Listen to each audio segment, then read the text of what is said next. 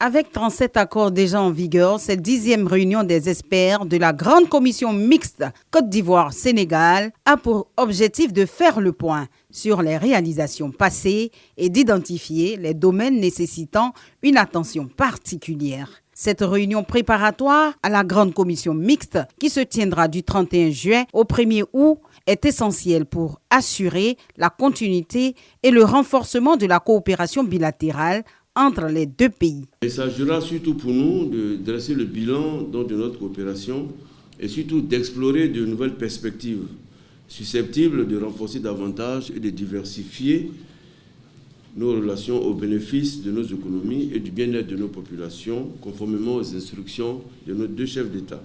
Également, les accords que nous allons signer nous permettront de mutualiser nos avantages comparatifs.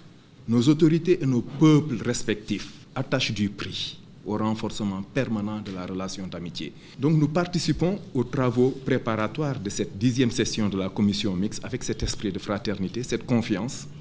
Et nous pensons que cette session de la commission mixte sera une occasion de propulser davantage le partenariat stratégique. Le potentiel inexploité de la coopération est énorme.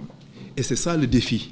Les conclusions des travaux de cette 10e réunion préparatoire des experts serviront de base pour la Grande Commission mixte. Cette commission a été établie pour favoriser la coopération dans divers domaines tels que l'éducation, la santé, la sécurité et la culture.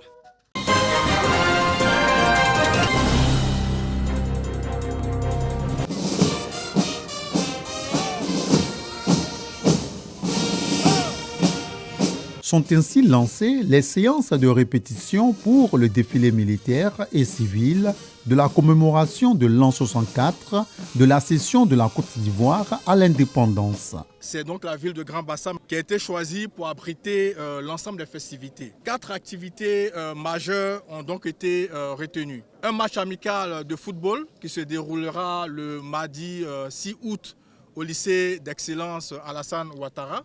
La retraite au flambeau dans la soirée du mardi 6 août dans les artères. Un concert géant toute la nuit du mardi au stade de Grand Bassam. Un défilé militaire aérien, pédestre et motorisé, suivi d'une démonstration de saut en parachute sur l'autoroute de Grand Bassam. Cette mobilisation des FDS et civils invités donne déjà une idée de ce qui va être la cérémonie officielle du 7 août prochain. Ce qui concerne la participation nationale, c'est donc un effectif de 4 595 FDS et corps paramilitaires, lycée d'excellence, école de formation professionnelle et structure de resocialisation, de construction civique. Il s'agit environ de 794 personnes.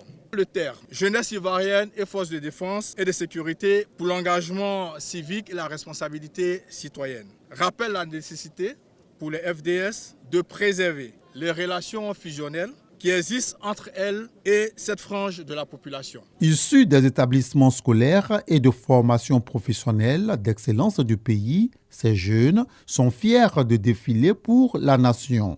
Déjà, c'est un honneur de défiler pour mon école et pour ma nation. Ce que j'aimerais passer comme message, c'est de travailler dur à l'école parce que les temps deviennent très compliqués de nos jours.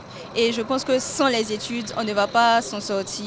Et les études aussi nous apportent un changement de mentalité pour la suite. Avant, quand nous étions spectateurs, ça faisait plaisir de voir les corps de l'armée défiler.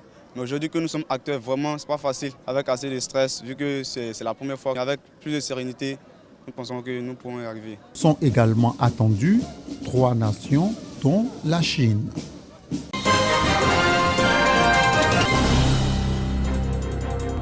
La remise de ces certificats de qualification professionnelle, CQP, couronne 9 mois d'apprentissage pour ces 169 jeunes. Elle ouvre les portes du marché professionnel à ces apprenants du secteur du bâtiment, un domaine en constante innovation. Nous sommes heureux d'avoir participé à cette formation. Franchement, en tant que femme et diplômée de cette promotion, nous sommes fiers et nous remercions toute la nation qui nous a soutenus. C'est un grand jour pour moi, malgré que j'étais compliqué pendant la formation par la grâce de Dieu et l'effort. Et ce qu'ils ont mis à notre disposition pour pouvoir faire le travail, Dieu a permis que nous puissions atteindre nos objectifs.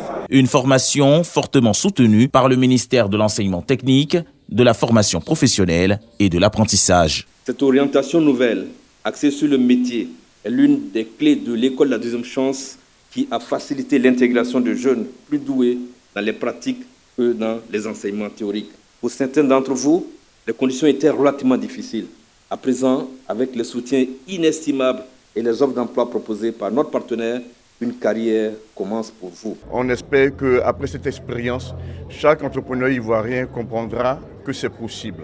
Nous avons, nous aussi, douté lorsque nous avons lancé ce programme, mais on a cru en nous. Nous avons cru à une politique gouvernementale qui encourage ce genre d'initiative. Donc nous sommes sûrs qu'après cette édition, d'autres entrepreneurs emboîteront le pas dans leurs différents secteurs d'activité. Au total, ce sont 200 jeunes qui ont participé à cette formation, dont 169 ont pu valider leur parcours. Ce programme prévoit de former 600 jeunes ivoiriens sur 3 ans, avec des sessions annuelles composées à 75% de pratique et à 25% de théorie.